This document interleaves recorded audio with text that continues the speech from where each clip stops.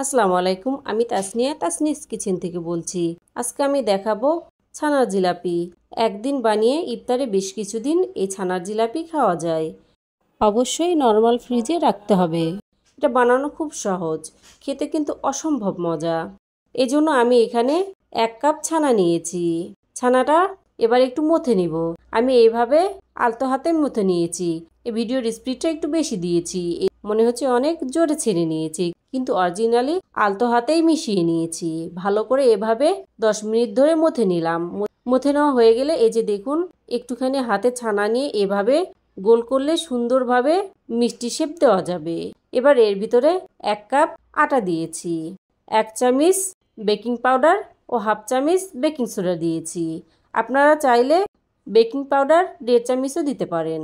আমি এগুলো ভালো করে একটু মিশিয়ে নিলাম। এবার এগুলো ছানার ভিতরে ভালো করে মিশিয়ে নিতে হবে। মিশিয়ে এরকম একটা ডো বানিয়ে নিতে হবে।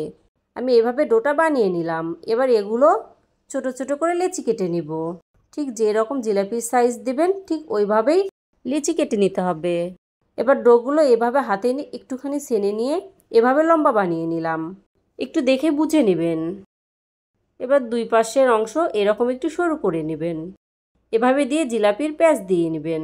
এবার শেষের অংশটাতে সামান্য একটু পানি লাগিয়ে এভাবে আলতো হাতে একটুখানি চেপে দেবেন, না হলে ভেজে নেওয়ার সময় এটা একবারে খুলে যাবে।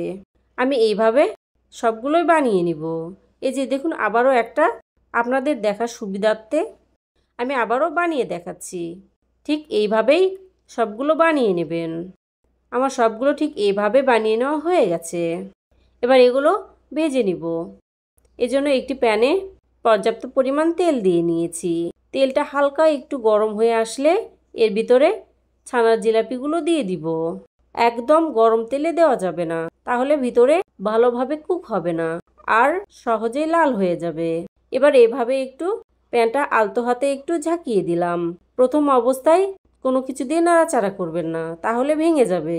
যখন দেখবেন এভাবে ভেসে উঠেছে, সেই সময় ঠিক ওই পর্যায়ে আলতো হাতে এগুলো উল্টিয়ে পাল্টিয়ে দিবেন। আমি এভাবে আলতো হাতে সময় নিয়ে ভালোভাবে ভেজে নিয়েছি। একটু সময় নিয়ে ধৈর্য ধরে ভেজে নেবেন। ভেজে নেওয়া হয়ে গেলে এগুলো এক সাইডে রেখে দিলাম। আবারও বাকিগুলো দিয়ে দিলাম।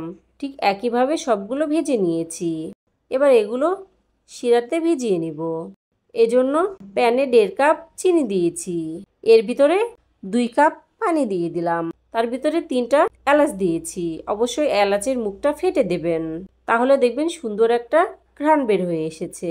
এবার এগুলো একটুখানি নেড়ে দিলাম। এর ভিতরে আমি সামান্য একটু ফুড কালার দিব। আমি 2 থেকে 3 ফোঁটা অরেঞ্জ ফুড কালার দিয়েছি। আপনারা যদি এই ফুড কালার না দিতে চান তাহলে বাদ দিতে পারেন। ফুড কালার দিলে জিলাপির কালারটা অনেক সুন্দর আসে, এই জন্য দিয়ে নিয়েছি। এবার ফুড কালারগুলো ভালো করে মিশিয়ে নিলাম। ভালোভাবে একদম ফুটিয়ে নিয়েছি এই 2 মিনিট মতো। যখন দেখবেন চিনিটা সামান্য একটু এরকম আঠালো হয়ে এসেছে, ঠিক ওই পর্যায়ে ভেজে রাখা জিলাপিগুলো দিয়ে দিলাম। দিয়ে একটুখানি উল্টিয়ে দিয়ে ঢাকনা দিয়ে ঢেকে দিলাম 15 থেকে 20 মিনিটের জন্য, একদম মিডিয়াম টু লো আছে। এবার 20 মিনিট পর ঢাকনাটা খুলে নিলাম। দেখুন আমার জিলাপিগুলো কিন্তু অনেকটা ফুলে আসছে। রেস্টে রাখলে এটা আরও ফুলে যাবে। আপনারা যদি বানান তাহলে এর থেকে বড় পাত্রে বানিয়ে নেবেন। আবারও ঢাকনা দিয়ে ঠান্ডা হওয়ার জন্য রেখে দিলাম। আমি এটা 3 ঘন্টা পর দেখাচ্ছি। আপনাদের হাতে যদি সময় বেশি থাকে তাহলে 4 থেকে 5 ঘন্টা রেস্টে রাখবেন, তাহলে দেখবেন আরও সুন্দরভাবে রস ঢুকে গেছে। এই ছানার জিলাপি খেতে এত মজা লাগে। আমি ফ্রিজে রেখে দিয়েছিলাম। ইফতারে ঠান্ডা ঠান্ডা খেতে কিন্তু দারুণ লাগে। আপনারা চাইলে এভাবেও খেতে পারবেন। ইফতারে এরকম একটা ছানার জিলাপি থাকলে খেতে কিন্তু দারুণ লাগে।